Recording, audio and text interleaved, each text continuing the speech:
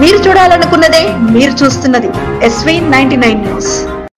కామారెడ్డి జిల్లాలో ఘోర రోడ్డు ప్రమాదం చోటు చేసుకుంది. స్కూల్ పిల్లల్ని తీసుకెళ్తున్న ఆటో బోల్తా పడి 10వ తరగతి విద్యార్థి మృతి చెందాడు.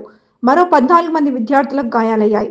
కామారెడ్డి జిల్లా జుక్కల్ మండలం సావర్గాన్ గ్రామం నుండి ఖండే గ్రామం ప్రభుత్వ పాఠశాలకు విద్యార్థులను తీసుకెళ్తుండగా ఆటో బోల్తా పడింది.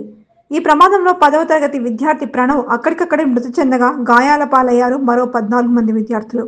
ఘటనా స్థలానికి చేరుకొని కేసు నమోదు చేసి దర్యాప్తు చేస్తున్నారు పోలీసులు.